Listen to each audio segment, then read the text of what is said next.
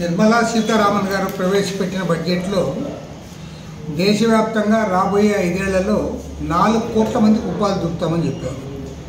కానీ గత 10 ఏళ్ల కాలంలో జరిగింది ఏమంటే వారి సంవత్సరానికి 2 కోట్ల మందికి ఉద్యోగాలు ఇస్తామని ఎక్కడ ఉద్యోగాలు ఇవ్వనందువల్ల ఇవాళ భారతదేశంలో రికార్డు స్థాయిలో అన్ఎంప్లాయ్మెంట్ ఉంది.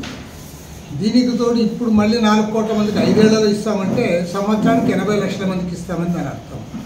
కాబట్టి ఏమంటే ఇవాళ దానికి ప్రాధాన్యత ఇవ్వాలి, అధిక ధరల సమస్యకు ప్రాధాన్యత ఇవ్వాలి, ధరలు తగ్గించడానికి కూడా చర్యలు చేపట్టాలని చెప్పి కోరుతా ఉన్నాం. అదేవిధంగా మన ఆంధ్ర రాష్ట్రానికి సంబంధించి అమరావతికి 15,000 కోట్ల రూపాయలు ఏదైతే కేటాయించారో దానికి స్వాగతిస్తూ ఉన్నాం. ఎందుకంటే గతంలో 3 రాజధానుల పేరుతో ఏ రాజధాని అభివృద్ధి కాకుండా అయిపోయింది. ఇప్పుడు అమరావతి రాజధానిగా రాష్ట్ర ప్రభుత్వం కూడా ముందుకు తీసుకోవడానికి ప్రయత్నిస్తున్న తరుణంలో కేంద్ర ప్రభుత్వం కేటాయించిన నిధులు ఉపయోగపడతాయని భావిస్తూ ఉన్నాం. పోలవరం నిర్మాణం విషయంలో కూడా ఇవి నిర్వాసితుల సమస్యల గురించి పట్టించుకోకుండా వారికి ఇవ్వాల్సిన కాంపెన్సేషన్ ఇవ్వకుండా మేము ప్రాజెక్టు పూర్తి చేస్తామంటే దానివల్ల ఎలాంటి ఉపయోగం లేదు. ఎందుకంటే నిర్వాసితులకు ఇవ్వాల్సిన కాంపోనెంట్ దాదాపు 30,000 కోట్ల రూపాయలు ఉన్న తరుణంలో దానికి ప్రాధాన్యత ఇవ్వాలని చెప్పి కోరుతాం.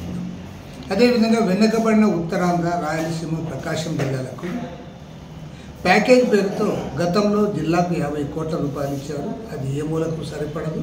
కాబట్టి బుందేల్ఖండ్ తరహా ప్యాకేజ్ ఇవ్వాలని చెప్పి మేము ముందు నుంచి కూడా కోరుతా ఉన్నాం. ఆ రకంగా ప్యాకేజ్ ఇస్తే తప్ప ఈ ప్రాంతాల అభివృద్ధి కావడానికి అవకాశం లేదు.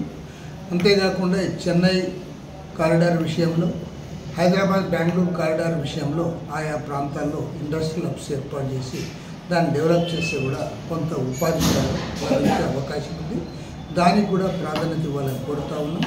ఏది ఏమైనా సరే మన ముఖ్యమంత్రి చంద్రబాబు నాయుడు గారు రాష్ట్రానికి ప్రత్యేక హోదా కొరకు కేంద్ర ప్రభుత్వం పైన ఒత్తిడి పెంచి జనతాదళ్ యు నాయకులు నితీష్ కుమార్తో కలిసి సాధించుకోవడం ద్వారా మాత్రమే ఈ రాష్ట్రం అభివృద్ధి కావడానికి అవకాశం ఉంది.